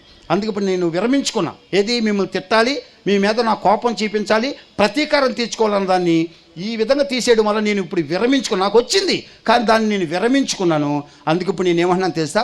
మీరు తిట్టారుగా, మిమ్మల్ని తిట్టకపోయినా పర్వాలేదులే, మీ మీద నా కోపం చూపించుకోకపోయినా పర్వాలేదు, అది చెయ్యాలి ఎలాగైనా సరే అన్నది వచ్చింది నాకు. ఇప్పుడు దాన్ని విరమించుకున్నాను. మిమ్మల్ని తిట్టకపోయినా పర్వాలేదు, మీ మీద కోపపడకపోయినా పర్వాలేదులే, నేను ఇప్పుడు యేసయ్యలాగా మారితే నాకు సాల్లే అని దాని నిర్ణయానికి వచ్చా. ఇంతకింత ఎవరికి యేసయ్యలాగా మారితే సాల్ అని లేదు. అట్టంటానండి, ముందు తేలిపోవాలి దెబ్బకి, తన సంగతి చూసుకున్నారా అంతే దెబ్బకి. ఏంటండి ఎవరు మాట్లాడరు? నేను చెప్పింది సత్యమేనంటారా? ఇది కరెక్ట్గా నీ దేవుడి కోణంలోకి నడిపించింది. ఇప్పుడు కరెక్ట్గా దేవుడి దారిలోకి వచ్చాం, మీరు దేవుడితో కనెక్ట్ అయ్యారు ఇప్పుడు మీరు. ఇక లేకపోతే ఎంతసేపు ఎట్టంటే ఊరుకుంటామేంటి? చిన్న పిల్లలైనా ఊరుకోరు అక్కడ. కారణం సరైన కోణంలో మనకి దేవుడితో ఒక సరైన విశ్వాసంతో, దేవుడు చేసిన కార్యంతో ఒక సరైన సంబంధం కలవనందున మన జీవితం సక్సెస్ కాలేకపోతుంది. అందుకే ఈ రాత్రి ఈ సత్యాలను మీరు గ్రహించండి. హల్లెలూయా, హల్లెలూయా. ఇలాగూ ప్రియ దేవుని బిడ్డలారా, నా పాపమనంతా చంపి తీసేశారు. ఎందుకు తీసేస్తున్నాడో చెప్పాను. నన్ను ఆ క్రీస్తులాగా నన్ను తయారు చేయడానికి, అందుకు దీన్ని తీసేస్తున్నాడు. దీన్ని తీసేసే ఉద్దేశం అది. నేను ఇక్కడ బిల్డింగ్ కట్టడానికి ఈ చెట్లు చెత్త చెదారం అంతా తీసేస్తున్నాను అంతే. ఊరికినే తీసేయట్లా. మనం ఏమనుకున్నాం? చెట్లు చెత్త చెదారం అంతా తీసేసి ప్లాట్ క్లీన్గా పెట్టేసి పని అంతా అయిపోయిందని కూర్చుని ఇంకెక్కడ గడ్డి మొలిచిందా దాన్ని తీసేయడం, ఏమైనా పేపర్ పనియా తీసేసి ఎప్పుడు శుద్ధిగా పెట్టుకుంటే సాలిక మనం కరెక్ట్గా ఉన్నట్టు అనుకుంటున్నాం మనం. అందుకే ఆ తప్పు పనులు అయ్యి మానేసి శుద్ధి అయిపోయి ఇక మళ్ళీ జీవితం చేయకుండా ఉంటే సాలే మనం కరెక్ట్గా ఉన్నట్టు అనుకుంటున్నారు. కానీ మీరు అందరూ దేవుళ్ళగా ఏది పక్కన పెట్టేశారు అందరూ. స్తోత్రం. ఎంతమందికి అర్థమైందండి మాటలు? స్తోత్రం. హల్లెలూయా, హల్లెలూయా. ఇలాగూ కూర్చోండి. ఇలాగూ మన పాపాన్ని యేసయ్య తీశాడు. అందుకే ఈ రాత్రి సత్యాన్ని గ్రహించి ప్రభు సన్నిధిలో ఈ కోణంలో వేడుకోండి. ఇప్పుడు అందరు కూడా, యేసయ్యా నేను మీలాగా అవ్వాలనుకుంటున్నాను, నన్ను మీలాగా చేయాలనుకున్నారు కాబట్టి అందుకు నేను ఒప్పుకుంటున్నాను, మీలాగా అవ్వడానికి ఇష్టపడుతున్నాను. అందుకు నన్ను మీలాగా చేయడం కొరకు అడ్డుగా ఉన్న, సమస్యగా ఉన్న ఈ పాపాన్ని చంపి నువ్వు తీసేసేస్తున్నావు కాబట్టి అలాగే అందుకు తీసేదేవని ఇప్పుడు వేడుకోండి. స్తోత్రం. అప్పటి నుండి ఇక మీరు పాపము జోలికి ఆ ప్రతీకారానికి వెళ్ళరు. యేసయ్యలాగా మారితే సాలే అనే అటు దానికే మొగ్గు చూపిస్తారు, అటువైపే ఉంటారు, ఇటువైపుకి మీరు వెళ్ళలేరు ఇక. స్తోత్రం. హల్లెలూయా. అలా వస్తే అప్పటికి అసలైన వర్క్ స్టార్ట్ అవుద్ది అనమాట. ఇంకా ఇప్పుడు వరకు మన అసలైన దగ్గరికి ఇంకా రానే లేదు, ఇటే వెళ్ళిపోతున్నాం అంతా. ఇదే వచ్చిన ప్రాబ్లం అండి. అందుకే ఈ రాత్రి సత్యాన్ని మీరు గ్రహించండి. అందుకు దేవుడు మీ కళ్ళు తెరిపించింది కాక. అర్థమైందమ్మా? మన ఎందున్న పాపాన్ని తీసేస్తున్నారు, అలాగే మనం చేసిందని కూడా తీసేస్తున్నారు. అక్కడ తాగలేదు. అపవాది క్రియలు లయపరచడానికి ఆయన ప్రత్యక్షమయ్యారు. రెండవ విషయం ఏంటంటే సైతాన్ని తీసేస్తున్నారు. ఏదైనా తోటలో ఆదామవ్వలు ఉన్నప్పుడు అక్కడికి సర్పం వచ్చింది. సర్పము తన మాటలతో అవ్వతో మాట్లాడింది. అవ్వ సాతాను మాటలు ఎప్పుడైతే అంగీకరించిందో అప్పుడు సర్పము అవ్వని కాటు వేసింది. అందరూ వినండి. సర్పం ఏం చేసింది? అవ్వని కాటు వేసింది. కాటు వేసినప్పుడు ఆ సర్పం యొక్క విషం అవ్వ లోపలికి వచ్చింది. ఎప్పుడైతే విషం అవ్వ లోపలికి వచ్చిందో అప్పుడు అవ్వ చచ్చిపోయింది ఆత్మీయంగా. అందుకే పాపము చేసే పాపానికి వచ్చే జీతం మరణం అంటే అది. నీకు మరణాన్ని తెచ్చింది ఏంటి? ఆ విషం. స్తోత్రం. ఇక్కడ పాము వచ్చింది వెళ్ళింది, మిమ్మల్ని ఎవరు కరగపోతే ఎవరైనా చచ్చిపోం, ఎందరూ కరిగితే అందరూ చచ్చిపోతారు. కారణం ఎందుకు చచ్చిపోయారు? దాని విషయం మీలోకి రావడం వల్ల చచ్చిపోయారు. అలాగే సాతాను ఏదైనా తోటలోకి వచ్చిపోతే గొడవ ఉండేది కాదు. అది వచ్చింది, వీళ్ళు వెళ్ళి చక్కగా దాని మాటలు అంగీకరించడం వల్ల అది కాటేసింది. అప్పుడు సర్పం యొక్క విషయం అవలోపలికి వచ్చింది, దాని పాపం అవలోపలికి వచ్చింది, ఆ సర్పం యొక్క స్వభావం అవలోపలికి వచ్చింది. ఆ తర్వాత నెమ్మదిగా ఆ సర్పమే అవలోపలికి వచ్చేసింది. ఇలాగూ ఆదమ అవ్వలోకి వచ్చిన తర్వాత ఈ సంతానమైన మనందరం వాళ్ళ కడుపులో పుట్టడం వల్ల అప్పుడే మన లోపలికి వచ్చింది. చెప్పండి, ఒక గర్భవతి అయిన స్త్రీ ఉంది, ఒక పాము వచ్చి ఆ తల్లిని కరిచింది. తల్లే చనిపోద్దా, కడుపులో ఉన్న బిడ్డ కూడా చనిపోద్దా? మరి బిడ్డను కరవలేదుగా, తల్లిని కరిచిందిగా. తల్లిని కరిచినా బిడ్డ కడుపులో ఉండడం వల్ల బిడ్డ కూడా చనిపోద్ది. అలాగే ఏదెన్ తోటలో అవ్వని ఈ సాతాను కాటి వేసినప్పుడు మనందరము అవ్వ కడుపులో ఉన్నాం. ఇవాళ పుట్టాం మనం. ఇవాళ మరి మనం ఏం గాల్లో ఉండి వచ్చామా, లేకపోతే ఇంకెక్కడ వచ్చామా? అందరం అవ్వల్లో ఉండి వచ్చిన వాళ్ళమే. అంటే ఇప్పుడు వచ్చింది ఇప్పుడైనా, ఆ రోజు నువ్వు ఉండబట్టి ఇవాళ వచ్చావు. ఇప్పుడు చెప్పండి, మీరు ఎక్కడున్నారు? సర్పం కాటేసినప్పుడు మన తల్లిగారిని ఎక్కడున్నాం? అందరం కడుపులో ఉన్నాం కాబట్టి ఆ విషయం మన అందరికీ వచ్చిందండి. హల్లెలూయా, స్తోత్రం. చూసారా, సర్పం కాటివేటి వల్ల దాని విషయం లోపలికి వచ్చేసింది. ఆ సాతాను యొక్క స్వభావం వచ్చేసింది. నెమ్మదిగా సాతాను వచ్చేసి మనుషుల్లో నిండిపోయింది. అప్పటి నుండి మనుషులందరూ సాతాను పిల్లలు, సాతాను సంతానంగా అయిపోయాం. అప్పటికి మన బుద్ధులన్నీ ఆ సర్పం బుద్ధులే ఉన్నాయి. అందుకే ఆవిడ అనగానే బుస్ అంటుంది దెబ్బకి. ఎంత కోపం వచ్చేస్తుంది దెబ్బకి. అక్కడ భర్త, భార్య, పిల్లలు గిలక ఈ పిల్లల్ని అలకేసి కొట్టి పడేస్తారు దెబ్బకి. అంతే, ఆడు కాలు ఇరుగుద్దా, చెయ్యి ఇరుగుద్దా, అంత అనవసరం. అంత కోపం వచ్చేది దెబ్బ, పాములకు వచ్చినట్టుగా. స్తోత్రం. లోపల అవి ఉన్నాయి అన్నమాట. స్తోత్రం. అలాగే ఎవరన్నా నిన్ను అన్నారంటే ఆడు చచ్చిపోదాకా పగపడతారు దెబ్బకి, వదిలిపెట్టరు. పగపడతారు పట్టరా? అమ్మ, ఇప్పుడు మీ కడుపులో ఉన్నాయా లేవా? చాలామంది మీద ఉందలే. స్తోత్రం. అలాగే చెప్పలేంత కోపం, చెప్పలేంత పగ. ఇంకోటి ఏంటి, అలా కీడుని మీరు కోరుకుంటారు. అందుకే వాక్యాలు చెప్తుంది, వాళ్ళ నాలుక కింద సర్పం విషయం ఉన్నది అని మనుషుల గురించి చెప్పాడు. స్తోత్రం. అందుకే ఆ యేసు ప్రభు అంటాడు, పాముల్లారా, తేళ్ళుల్లారా అంటున్నాడు. హల్లెలూయా, స్తోత్రం. అది లోపల ఉన్నటువంటి ఆ పాప పురుషుని గురించి పిలుస్తున్న మాటలు అవి. గమనించాలి ప్రియ దేవుని బిడ్డలారా. చూడండి, ఇంకొక మన విషయం ఏంటంటే, పాము అనేది ఎప్పుడు కూడా చూడాలి, ఇట్లా చక్కగా వెళ్ళదు. ఇట్లా ఎంత వంకర తిరిగితే అంత ముందుకు వెళ్తూ ఉంటుంది. వంకర తిరగకుండా చక్కగా వెళ్ళమంటే పాముకి శాత అవుద్దండి? చెప్పాలి. నువ్వు వంకర తిరగకుండా చక్కగా వెళ్ళు అంటే అసలు పాము ఎక్కడ అక్కడే ఉంటుంది. అంత కథను కూడా కదలదు. ఇక ఈ కండిషన్ పెడితే కథను కూడా కదలదు. అది ఎంత తిరిగితే అంత వేగంగా ముందుకు వెళ్ళిపోద్ది. అందుకే మన జీవితాలు కూడా ఎలా ఉన్నాయి? యథార్థంగా తిన్నగా ఉండరు, అంత వంకర. అటు వెళ్తాం, ఎక్కడికి వెళ్ళి నేను ఇక్కడే ఉన్నాను అంటాం. ఇది చేస్తా, అబ్బాయి నేను అసలు ఎరగను అంటాం. అంటే చెప్పాలి. స్తోత్రం. ఇవన్నీ ఎక్కడున్నాయి? అందుకే ప్రియ దేవుని బిడ్డలారా, ఈ సత్యాన్ని కూడా గ్రహించండి. అందుకే ఇప్పుడు యేసుక్రీస్తు చేంజ్ చేశారంటే ఆ సాతాన్ని కూడా తీసేస్తున్నారు. అందుకని ఏం చేశారు తెలుసా? మొదటిగా కొలస్సీ పత్రిక 2వ అధ్యాయం చదవదులే, 15 వచ్చిన చదివితే ఇలా రాసి ఉంటుంది. యేసుక్రీస్తు ప్రధానులను, అధికారులను సిలువ చేత పట్టి తెచ్చి వాటి బాహాటముగా వేడుక కనపరిచి వాటి మీద జయోత్సవమును ప్రకటించెను. సిలువ అనేది సాతాన్ని పట్టుకుని వచ్చేటువంటి కార్యక్రమం అన్నమాట. స్తోత్రం. మనకి సిలువలో యేసై ఏలాడుతున్నట్టు కనబడుతుంది, కానీ నిజంగా యేసు ప్రభు సైతాన్ని ఏలాడదీశాడు అక్కడ. స్తోత్రం. హల్లెలూయా. అలాగే సిలువలో యేసు ప్రభు ఓడిపోతున్నట్టుగా కనబడుతుంది, కానీ నిజంగా యేసై చేతిలో సైతాన్ ఓడిపోయింది అక్కడ. కానీ మన కాళ్ళకి యేసైలా కనబడుతుంది, కానీ యేసై నిజంగా ఆ పాప పురుషుని తీసుకెళ్ళి సిలువేస్తున్నాడు. ఇలా సైతాన్ని పట్టుకెళ్ళి దాన్ని సిలువ చేత పట్టి తెచ్చి దాన్ని ఓడించి ఊరేగిస్తున్నాడు సిలువలో. ఇది అసలైన సత్యం. స్తోత్రం. అలాగే ఇంకా దేవుడి వాక్యం చెప్తుంది, ఎబ్రీ పత్రిక 2:14 ఇలా రాసి ఉంటుంది. కాబట్టి ఆ పిల్లలు రక్త మాంసములు గలవారైనందున ఆ ప్రకారమే జీవితకాలం అంతయు మరణ భయం చేత దాస్యంకు లోబడిన వారిని విడిపించడానికి మరణం యొక్క బలము గలవాడైన అపవాదిని, చెప్పండి, మరణం యొక్క బలము గలవాడైన అపవాదిని మరణము ద్వారా నశింపజేశాను. యేసు ప్రభు అపవాదిని ఎలా నశింపజేశాడు? తన మరణము ద్వారా మరణం యొక్క బలము గలవాడైన అపవాదిని నశింపజేశాడు. అపవాది యొక్క బలం ఏంటి? వాడి విషం ద్వారా మనకు మరణం వస్తుంది. ఏ సాతాను యొక్క విషము మనల్ని చంపుతుందో ఆ యేసు ప్రభు యొక్క మరణము ద్వారా మిమ్మల్ని చంపేటువంటి సాతాను యొక్క విషయాన్ని విరిచిపడేశాడు. ఇప్పుడు దాని విషయం మీ మీద పనిచేయకుండా చేసి పడేశాడు. హల్లెలూయా చెప్పరేంటండి ఇంత మంచి మాట కూడా? స్తోత్రం. హల్లెలూయా చెప్పండి. సాతాను యొక్క విషయం ఇక్కడికి పనిచేయట్లా, అది నిర్మూలమైపోయింది దెబ్బకి. అలా విషాన్ని విరిచేశాడు అక్కడ. అందుకే మరణం యొక్క బలమగలవన అపవాదిని తన మరణం ద్వారా నశింపజేశాడు. ఇంకా తర్వాత ఏం చేశారు? అక్కడ తాగల 1 కొరింథీ 15 చెప్తున్నాడు, ఓ మరణమా నీ ముళ్ళెక్కడ అంటే దాని కూరలను విడిచేశాడు దెబ్బకి. ఇక కూరలు లేని పాముగా చేసి పడేశాడు, దాన్ని కూరలు లాగేశాడు. ఇక స్తోత్రం. ఇప్పుడు పిల్లలైన ఆడుకొచ్చి అలా పడేశాడు. తర్వాత అక్కడ తాగల. తర్వాత ఏం చేశారు? ఆదికాండం 3:15 ప్రకారంగా సర్పం యొక్క తలని ఆయన చితకొట్టి పడేశారు. ఇప్పుడు ఆఖరిలో ఒక వాక్యం చూపిస్తుంది. అన్నీ చదివించే టైం లేక రిఫరెన్స్లు చెప్పి వాక్యాలు చెప్పేశాను. ఇప్పుడు ఒక వాక్యం చదువుదాం. యోహాను సువార్త 12వ అధ్యాయము 31 వచ్చిన చదవండి. యోహాను సువార్త 12వ అధ్యాయం 31 వచ్చిన.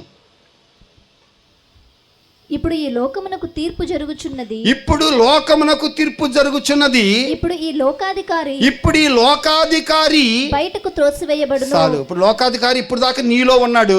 ఇప్పుడు యేసు ప్రభు శిలువలో మరణించిన తర్వాత అది నువ్వు విశ్వసించి అంగీకరిస్తే లోకాధికారి ఇప్పుడు నీలో ఉంటాడా, నీలో బయటకు తోసివేయబడతాడా? స్తోత్రం చెప్పరే. ఎక్కడ స్తోత్రం చెప్పాలో మీకు అర్థం కావట్లా. హల్లెలూయా. ఎక్కడ హల్లెలూయా చెప్పాలో, ఎక్కడ దేవుని మహిమపరచాలో, ఎక్కడ సంతోషించాలో మీకు అర్థం కావట్లా. స్తోత్రం. ఇంతకాలం ఏదేని తోటలో ఆదమవ్వలోకి దూరిపోయినోడు, ఆ కడుపులో పుట్టినోడు అందరూ దూరిపోయి కూర్చున్నటువంటి ఈ సర్పాన్ని యేసుక్రీస్తు లోకంలోకి వచ్చి దేవుని గొర్రెపిల్లగా శిలువలో మరణించి మొదట వాడి పాపాన్ని తీశాడు, రెండోది వాడి విషాన్ని తీశాడు, మూడోది వాడి స్వభావాన్ని తీశాడు, నాలుగోది వాడినే తీసి పడేశాడు. అందుకే ఇక్కడ ఏముంది? ఇప్పుడంటే యేసుక్రీస్తు శిలువ మరణం. అప్పుడు అమ్మ చదువు, దాని కంటిన్యూషన్ కింద చదువు. బయటకు తోసివేయబడును. నేను భూమి మీద నుండి పైకెత్తబడిన ఎడల, పైకెత్తబడిన సిలువలో, నేను సిలువలోకి ఎత్తబడినప్పుడు అందరినీ నా యొద్దకు ఆకర్షించుకొందునని చెప్పెను. తాను ఏ విధముగా మరణము పొందవలసి ఉండెనో సూచించుచు ఆయన ఈ మాట చెప్పెను. హల్లెలూయా. అంటే యేసుక్రీస్తు మరణం వల్ల ఏం జరుగుతుందో చెప్పాడు. నేను సిలువలో ఎత్తబడినప్పుడు, నేను మరణించినప్పుడు, ఈ ఏదెన్ తోటలోండి ఇప్పుడు వరకు మీ హృదయాల్లో దూరిపోయి మీలో కూర్చుండి పగలు దేశాలు, వంకరతనాలు, విషాలు, కీడులు ఇవన్నీ ఇతరుల మీద ప్రయోగిస్తూ మీ జీవితాన్ని సంపుతూ మిమ్మల్ని నాశనం చేస్తున్నటువంటి, నా పనికి అడ్డుగా ఉన్నటువంటి ఈ లోకాధికారి అయిన సాతానికి తీర్పు తీర్చి వాడిని మీలోండి బయట తోసివేస్తానన్నాడు. స్తోత్రం. హల్లెలూయా.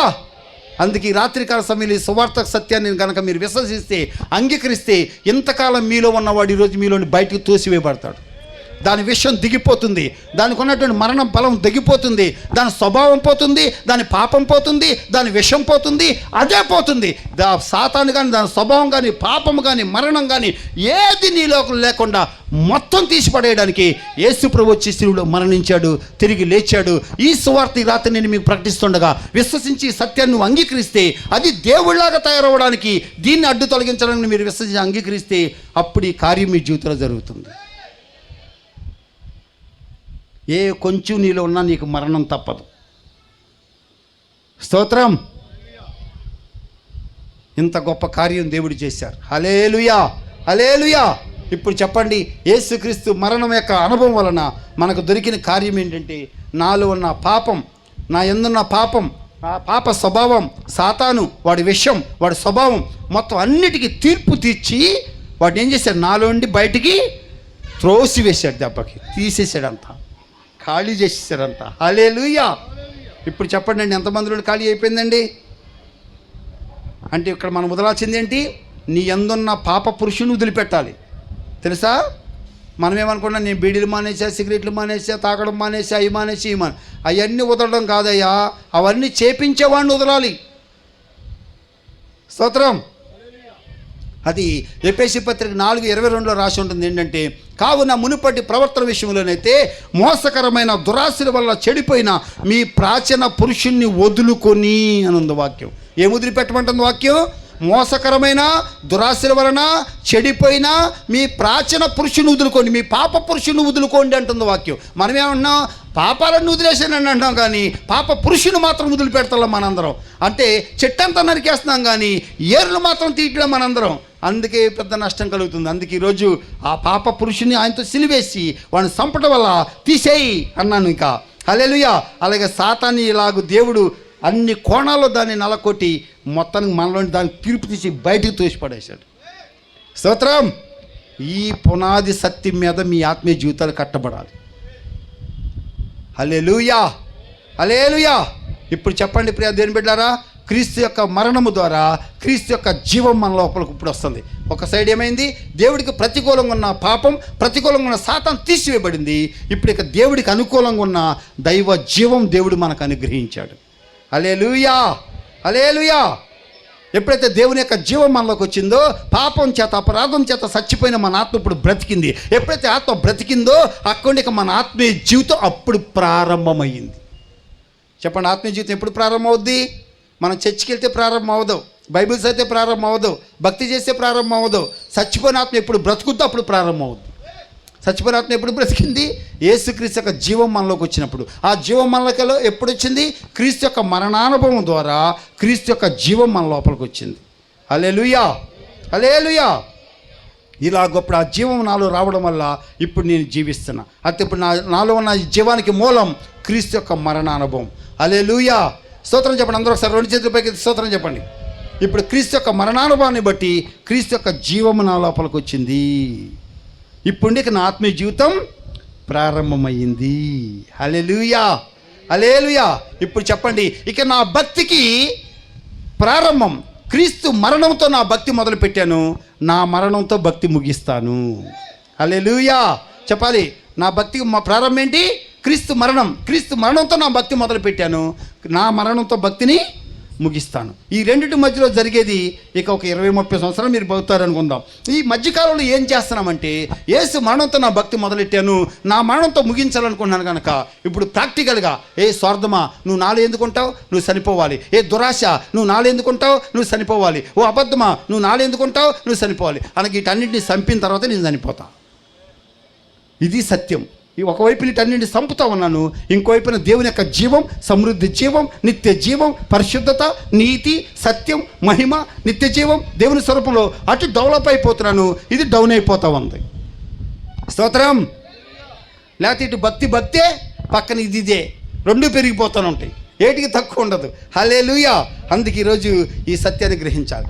మీకు అర్థం కావడం మరొక మాట కూడా చెప్తాను ప్రియ దేవుని బిడ్డలారా, ఇది కూడా గ్రహించండి. చూడండి, ఇప్పుడు ఈ పునాది లేకుండా, మరణ పునాదులు లేకుండా ఉంటే, తన స్వార్థం తన దురాశల విషయంలోకి ఉంటే అది ఎలా ఉంటుందంటే, దేవుని వాక్యంలో 2 వాక్య భాగాలు కూడా ఉన్నాయి. ఏంటో చూపిస్తాను, చదవండి. యోహాను సువార్త 8:44 వచ్చింది, చదవండి త్వరగా. యోహాను 8:44. మీరు మీ తండ్రి యొక్క అపవాది సంబంధులు అంటే అపవాది పిల్లలు అని అర్థం. అక్కడ మీరు మీ తండ్రి యొక్క అపవాది పిల్లలు, మీ తండ్రి దురాశలు నెరవేర్చగోరుచున్నారు. దురాశలు నెరవేర్చాలి అని కోరుకునే వాళ్ళందరూ కూడా ఎవరి పిల్లలు? అపవాది పిల్లలు. గలతీ పత్రిక 5:23 వచ్చింది, చదవండి. గలతీ 5:23. ఇట్టి వాటికి విరోధమైన నియమమేదియూ లేదు.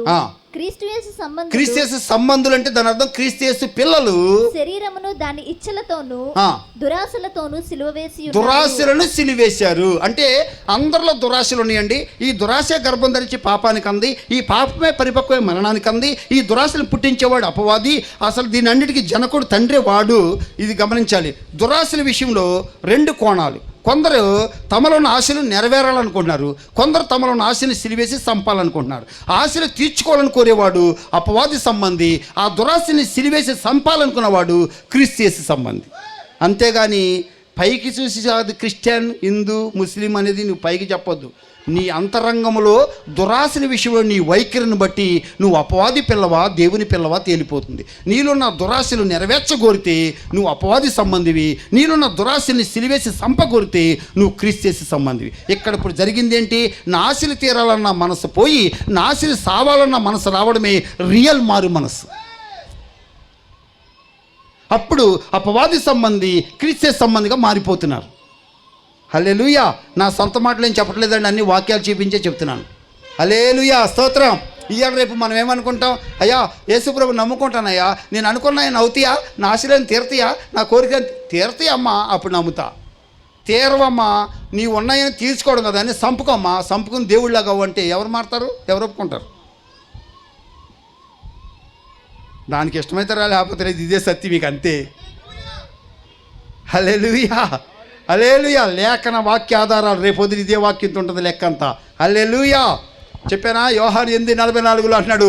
యేసుప్రభు డైరెక్ట్ చెప్తున్నాడు ఈ మాటలు. మీరు మీ తండ్రి అంటే మీరు అడిపిల్లని అర్థం. మీరు మీ తండ్రి యొక్క అపవాది సంబంధులు, మీ తండ్రి దురాశలు కోరుతున్నారు. నెరవేరిన తర్వాత సంగతి.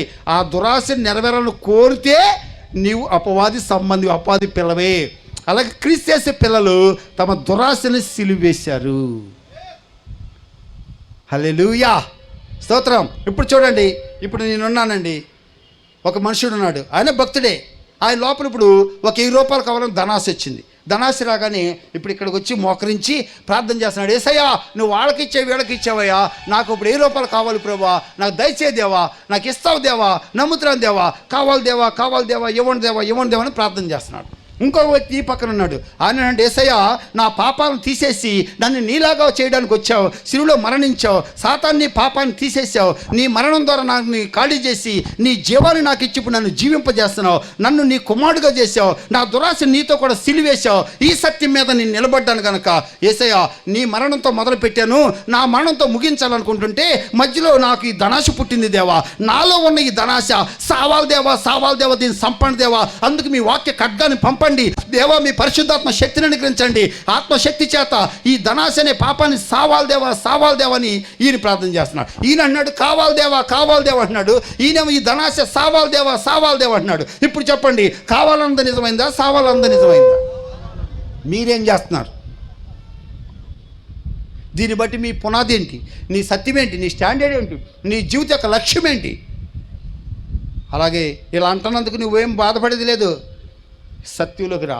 అపవాది సంబంధి కొన్న నువ్వు క్రీస్తు సంబంధి అవ్వు, సాతాని పిల్లలు కొన్నావు, దేవుని పిల్లలు అవ్వు. స్తోత్రం, హల్లెలూయా. అందుకే ఈరోజు నా దురాశలు తీరాలన్న మనసు పోయి నా దురాశలు సావాలన్న మనసు రావడమే నిజమైన మారు మనసు. స్తోత్రం. ఇంత క్రితం మనది భ్రష్టమైన మనసు, చెడిపోయిన మనసు, అపవిత్రమైన మనసు. స్తోత్రం, అర్థమైందా? అంధకారం మనసు. స్తోత్రం.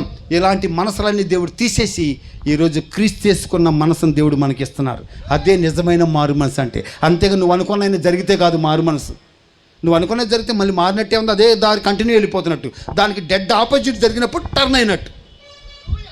స్తోత్రం, హల్లెలూయా. అందుకే ఈ రాత్రి దేవుని బిడ్డలారా ఈ సత్యాన్ని గ్రహించండి. ఇప్పుడు చెప్పండి, క్రీస్తు సంబంధులు ఏం చేశారు? తన దురాశల్ని, తన పాపాన్ని సిలువేశారు. ఇప్పుడు చెప్పండి, నా పాపాన్ని సిలువేశా. స్తోత్రం, హల్లెలూయా. ఇప్పుడు నేను సిలువేయబడి ఉన్నా. ఇప్పుడు సిలువేసి ఉంటే ఇది ఇప్పుడు నా ముందుకు మళ్ళీ డబ్బు తీసుకొచ్చి అన్నాడు, నీకే తీసుకో అన్నారు.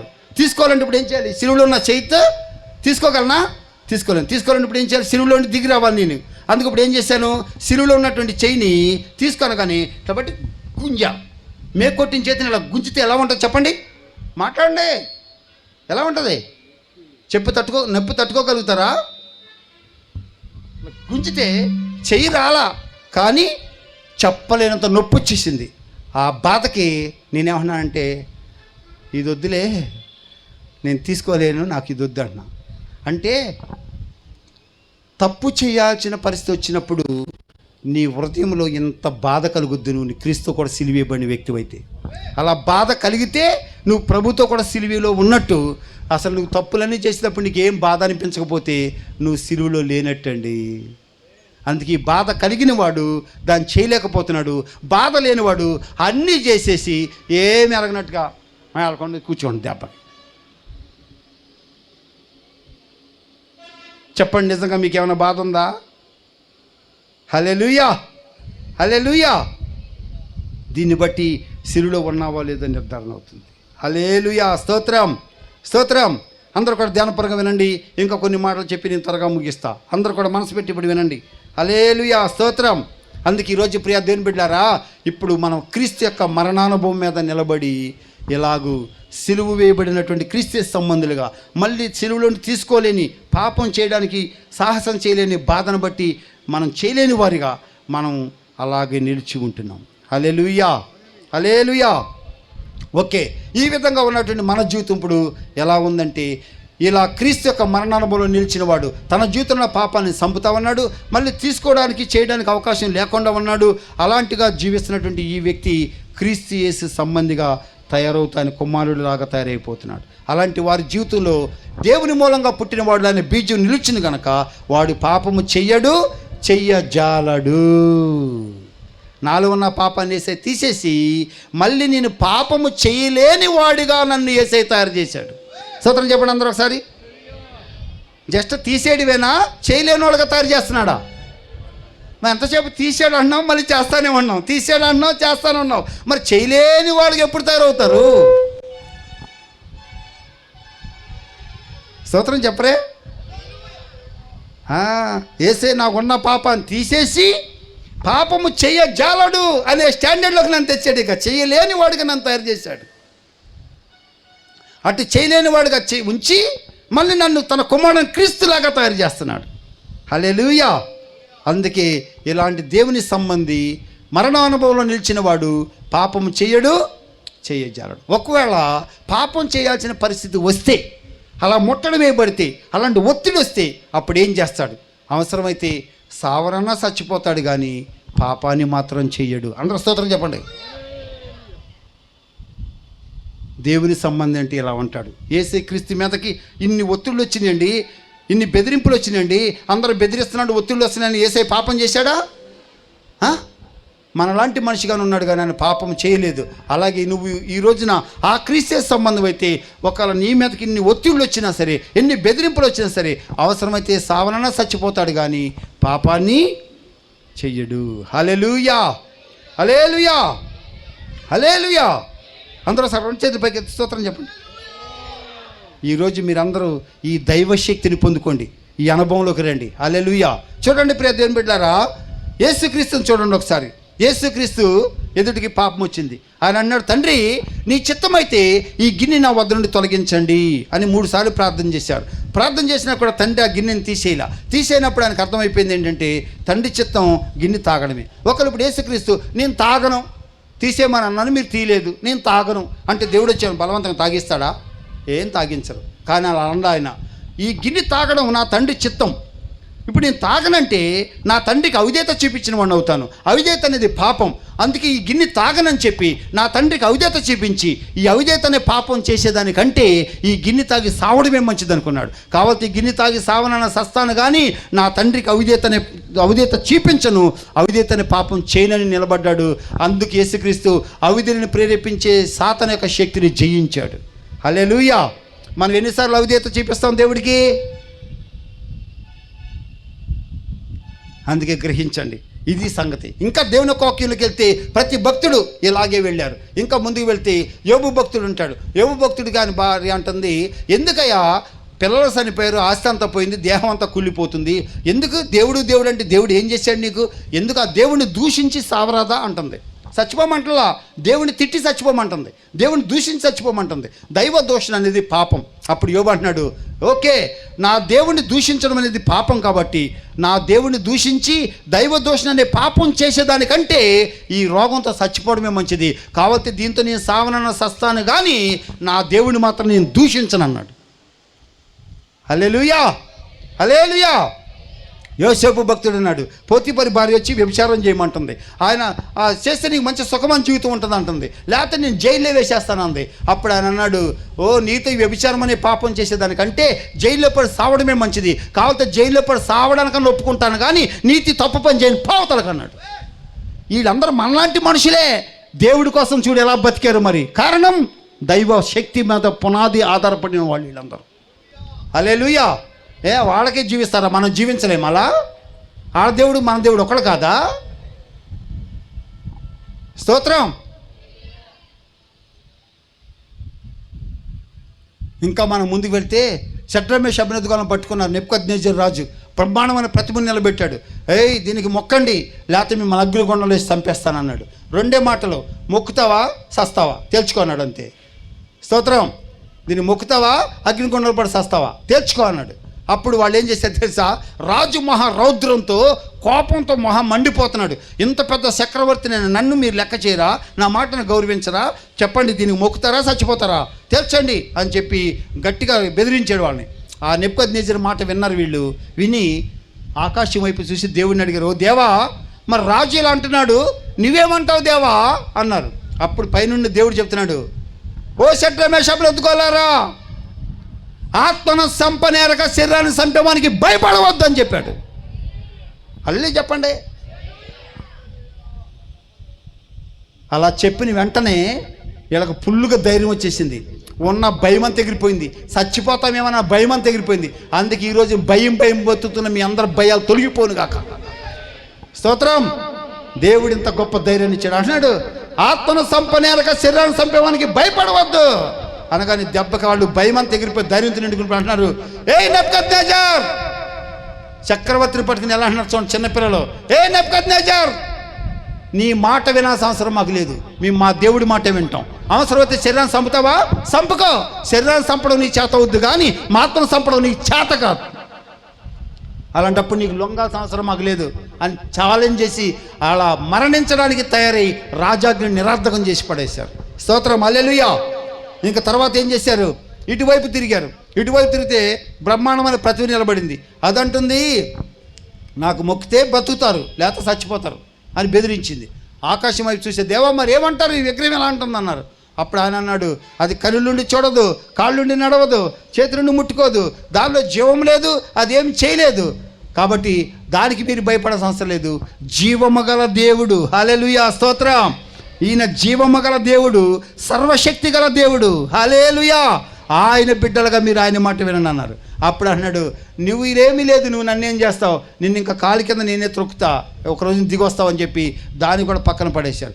ఇటువైపు తిరిగారు, మధ్యలో ఉన్నారు కదా, ఇటు తిరిగేసరికి అగ్నిగుండం 7 రెట్లు చేశారు. అది బగబగా మండుతూ ఉంది. అప్పుడు అన్నాడు, అగ్నిగుండం అంటుంది, నాలో పడిన వాడు ఎవడు బతకలా, కాలి బూడిదైపోతారు, భస్మం అయిపోతారు, మొక్కుతారా కాచేయమంటారా అంది. దాని మాట విన్నారు. దేవా మీరేమంటారు చూశారు. అప్పుడు దేవుడు అన్నాడు, అగ్నిగుండా వెళ్ళినాది మిమ్మల్ని కాల్చజాలదు, హల్లెలూయా.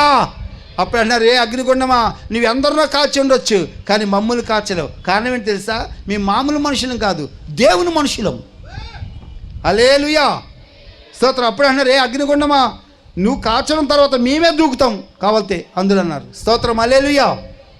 ఇటువైపు చూస్తే అంతా సర్దుబాటు చేసేసిన వాళ్ళు ఉన్నారు. వాళ్ళందరూ అన్నారు, ఏంటి మీ ముగ్గురే ఇజ్రాయేలీలా, మేమందరం కాదా, మాకు తెలియదా వాక్యాలు, మాకు లేదా భక్తి, మాకు లేదా దేవుడు యెహోవా దేవుడు అంటే, మీకే ఉందా, మన దేశం కానీ దేశంలో ఉన్నాం, ఎందుకు ఉద్రేకానికి వెళ్తారు, మెదకండి రండి అన్నారు. వాళ్ళు వీళ్ళందరూ సర్దుబాటు చేసేసి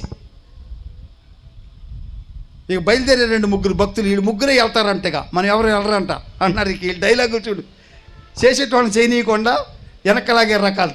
స్తోత్రం, సర్దుబాటు వాళ్ళు అంటే వీళ్ళ మాటలు విన్నారు మెత్తగా చేయడానికి. దేవా ఏమంటావు దేవా, వీళ్ళందరూ ఇలా అంటున్నారంటే, వాళ్ళు అన్నారు, వాళ్ళు నమ్మక ద్రోహులు, వాళ్ళు సర్దుబాటు చేసినటువంటి వాళ్ళు, నువ్వు మరణం వరకు నమ్మకంగా ఉండండి, నేను మీకు జీవ కిరీటాన్ని ఇస్తానన్నాడు. మరణం వరకు నమ్మకంగా ఉండండి, నేను మీకు నా మహిమని ఇస్తానన్నాడు. మరణం వరకు నమ్మకంగా ఉండండి, మీకు నా పునరుత్థాన శక్తిని ఇస్తానని చెప్పాడు. అందుకే వాళ్ళు అన్నారు, మీలాగా మేము సర్దుబాటు చేయం, అవసరమైతే మా దేవుడి కోసం మరణించడానికి రెడీ అని నిలబడ్డారు. అప్పుడు అగ్నిగుండంలో పడిన వెంటనే దేవుడే వాళ్ళ మధ్యలో దిగొచ్చారు. అగ్నిగుండంలో వాళ్ళు దేవుడిని ఆరాధించారు. అప్పుడు చూసిన వాళ్ళు, అగ్ని వాళ్ళ ఎంట్రుకలు కూడా కాల్చలేకపోయింది, అగ్ని వాసన కూడా వాళ్ళకి లేకపోయింది. వీళ్ళు ఏమి నిర్ణయానికి వచ్చారు, అవసరమైతే మా దేవుడి కోసం సావనాన్ని సస్తాం, కానీ ఈ పాపం మేము చేయమన్నారు. చెప్పండి, ఈ భక్తులందరూ ఎలా ఉన్నారండి, చనిపోవడానికైనా సిద్ధపడ్డారు, కానీ అవిధేయత అనే పాపం చేయడానికి యేసు ఒప్పుకోలా, వ్యభిచారం పాపం చేయడానికి యేసు ఒప్పుకోలా, దేవ దూషణ చేయడానికి యోబు ఒప్పుకోలా, విగ్రహాన్ని మొక్కడానికి షడ్రమేష్ అభినందకులు ఒప్పుకోలా, అవసరమైతే చచ్చిపోవడానికన్నా రెడీ అయ్యారు, కానీ పాపం చేయడానికి ఒప్పుకోలేదండి. కారణం ఏంటి, వాళ్ళు మనలాంటి మనుషులే, కానీ వాళ్ళు క్రీస్తు యొక్క మరణానుభవంలో నిలిచిన వాళ్ళు. అలా నిలిచి పాపాన్ని జయించారు, అవిధేయతను జయించారు, వ్యభిచారాన్ని జయించారు, విగ్రహాలను జయించారు, దైవదోషం జయించారు. జయించడమేనా, అక్కడ తాగల. అక్కడ ఏమైంది, యేసుక్రీస్తు మరణిస్తే అంతమైపోలా, 3వ రోజున తిరిగి లేచి అన్ని నామాల కంటే పై నామంలో ప్రభువుకి హెచ్చించబడ్డాడు. యోసేపు అక్కడితో నశించిపోలా, జైల్లో ఆయన ఐగుప్తుగా ప్రధానమంత్రి అయిపోయాడు. అలాగే యోబేము నశించిపోలా, ఆయన 2 ఆశీర్వాదాన్ని పొందుకున్నాడు. స్తోత్రం. షడ్రమేష్ అభినందకులు అగ్నిగుండంలో నశించిపోలా, వాళ్ళు బబులోను దేశంలో ఉజ్జీవం రప్పించి అందరికి విడుదల కలిగించారు, ఇంతగా ఆశీర్వదించబడ్డారు. అందుకే ఈరోజు నిజమైన దేవుడు, నిజమైన శక్తి అంటే ఇది అనుభవించి బతికితే ఇలాంటి భక్తులుగా బతకండి. స్తోత్రం చెప్పండి. అందుకే దేవుడికి ఈ రోజుల్లో కావాలి, ఈ చివరి దినాలు ఇలాంటి వాళ్ళు కావాలి. దేవుడు నిజంగా మీ మధ్యలో ఉండి ఇలాంటి వాళ్ళ లేపును గాక. ఇది దేవుని యొక్క ఫౌండేషన్, పునాది. హల్లెలూయా, స్తోత్రం, హల్లెలూయా. ఇంకొక మాట కూడా చెప్తాను ప్రియ దేవుని బిడ్డలారా, గ్రహించండి. ఏమనగా, ఈ లోకంలోకి మనం వచ్చి ఈ లోకంలో వెళ్ళే లోపల కలిగే గొప్ప మార్పును కూడా గమనించాలి. ఏంటంటే యోబు భక్తుడు అంటున్నాడు, దిగంబరగా వచ్చాను దిగంబరిగా వెళ్ళిపోతాను. పౌలు గారు తిమోతిలో అంటున్నారు, తిమోతి పత్రికలు అంటున్నారు, ఈ లోకంలోకి వచ్చినప్పుడు మనం ఏమి తీసుకురాలేదు, ఈ లోకం నుండి ఏమి తీసుకుని వెళ్ళలేం. అంటే ఒట్టి చేతితో వచ్చాం, ఒట్టి చేతితో వెళ్ళిపోతాం. చెప్పండి, దిగంబరుగా వచ్చాం, దిగంబరుగా వెళ్ళిపోతాం. ఒట్టి చేతితో వచ్చాం, ఒట్టి చేతితో వెళ్ళిపోతాం. వచ్చినప్పటికి వెళ్ళినప్పటికి ఏమైనా మార్పు ఉందండి? దీనిలో ఏం మార్పు ఉండదు. కానీ లోకం అంతా ఇక్కడ మార్పు రావాలంటుంది. ఏంటి మార్పు అంటే, ఈ లోకంలోకి నేను వచ్చినప్పుడు ఒట్టి చేతులతో వచ్చాను కనుక ఈ లోకం నుండి వెళ్ళే లోపు చేతి నిండా సంపాదించి వెళ్ళాలనుకుంటున్నారు అందరూ. ఏంటండి, ఏం మాట్లాడట్లేదు? స్తోత్రం. చెప్పండి, మీ జీవిత లక్ష్యం ఏంటి? ఈ లోకంలోకి వచ్చినప్పుడు ఒట్టి చేతులతో వచ్చాను, ఈ లోకం నుండి వెళ్ళే లోపు చేతి నిండా సంపాదించాలి. అన్యాయమో మోసమో గీసమో ఏదో చేసి మొత్తం సంపాదించాలి. యువతలకు వచ్చేసరికి వీళ్ళేమంటారు, ఈ లోకంలోకి వచ్చినప్పుడు దిగంబరగా వచ్చాను, ఈ లోకంని వెళ్ళే లోపల ఒంటి నిండా పుల్లుగా వేసుకుని వెళ్ళాలి. ఇంతలా బంగారం తాళ్ళు వేసుకున్నారు మగోళ్ళు కూడా ఈ మధ్య, అన్ని పుల్లుగా వేసుకుని వెళ్ళాలనుకుంటున్నారు. ఓకే, నువ్వు ఎంత వేసుకో, వెళ్ళేది మాత్రం దిగంబరిగానే, ఎంతనా సంపాదించుకో ఒట్టి చేత్తని. ఇక్కడ మార్పు లేదు. కానీ నిజమైన మార్పు ఎక్కడ రావాలో తెలుసా?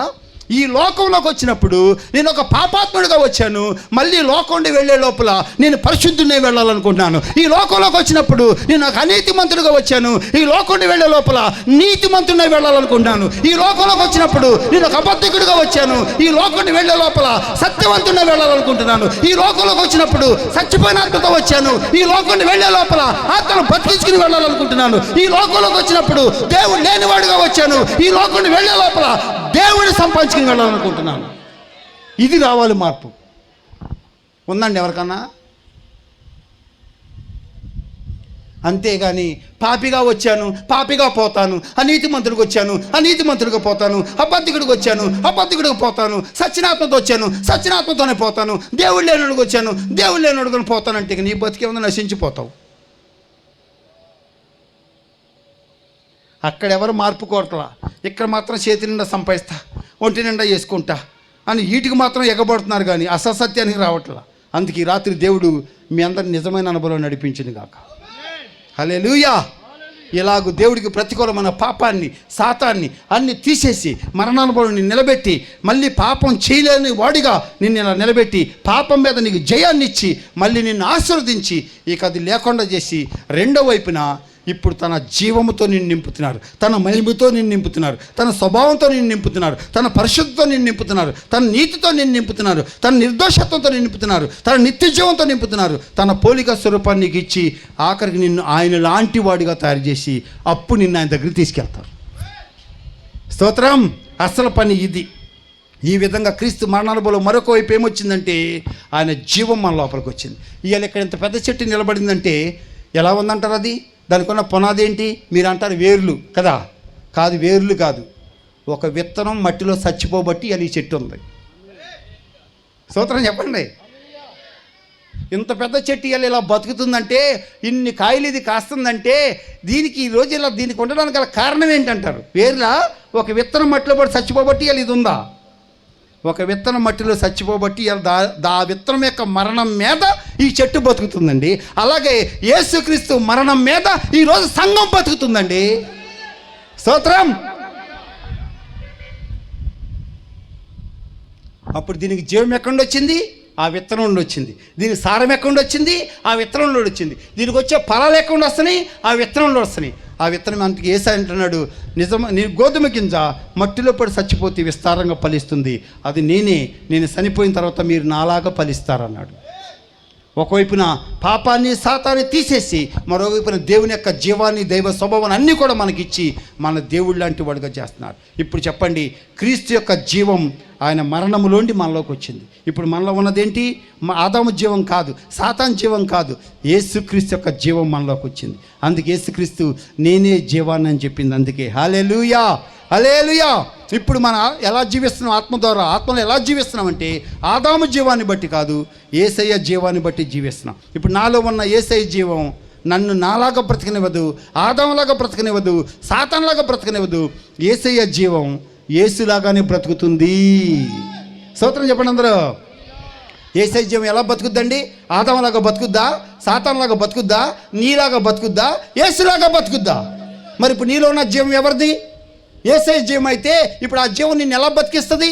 నీలాగా బతికిస్తా? నిన్ను యేసులాగా బతికిస్తుందా? ఈ రోజున యేసుకు భక్తి ఉంది, బతుకు నీలాగా బతికేది ఉంది. కానీ నిజమైన యేసే జీవం ఉంటే భక్తి యేసుకే, నీ బతుకు కూడా యేసేలాగానే బతుకుతావు. దానికి గల కారణం నీ భక్తి కాదు, నీలో ఉన్న యేసు జీవం. హల్లెలూయా. యేసు జీవం యేసులాగా బ్రతికిస్తుంది. అలాగే యేసయ్య జీవం యేసు కొరకే బ్రతికిస్తుంది. అందుకే ఈ రోజున యేసయ్య జీవం ఎవరిలో ఉందో వాళ్ళు యేసు కోసం బ్రతుకుతారు. యేసయ్య జీవం ఎవరిలో ఉందో వాళ్ళు యేసయ్యలాగా బ్రతుకుతారు. చెప్పండి, ఎలా బతకాలి మనందరం? భక్తి చేయడమే కాదండి, యేసయ్యకి యేసయ్యలాగా బతకాలి మనందరం. అది సిద్ధాంతం కాదు, అది యేసయ్య జీవం. ఆ జీవం మిమ్మల్ని అలా జీవింపజేస్తుంది. అదేం కష్టం కాదు. అప్పుడు యేసయ్య జీవం ద్వారా నువ్వు యేసులాగా బ్రతికేటప్పుడు నీ మాట యేసేలాగా ఉంటుంది, నీ ప్రవర్తన యేసేలాగా ఉంటుంది, నీ ప్రేమ యేసేలాగా ఉంటుంది, నీ స్వభావం యేసేలాగా ఉంటుంది. మొత్తం అంతా కూడా ఆ యేసయ్యలాగా ఉంటుంది అప్పుడు. స్తోత్రం.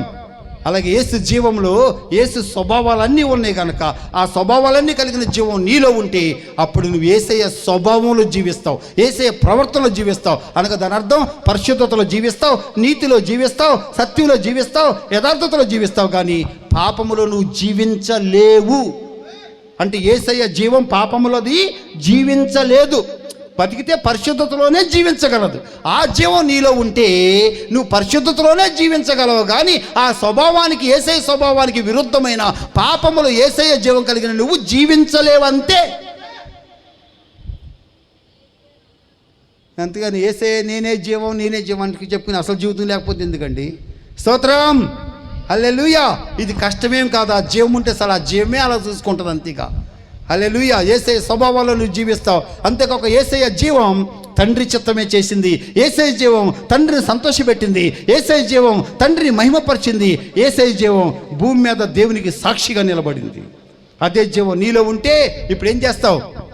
యేసయ్య జీవం ఎవరిలో ఉందో వాళ్ళు యేసు కోసం బతుకుతారు, యేసయ్యలాగా బతుకుతారు, యేసయ్య పరిశుద్ధతలో, నీతిలో, సత్యమైన స్వభావాల్లో బతుకుతారు.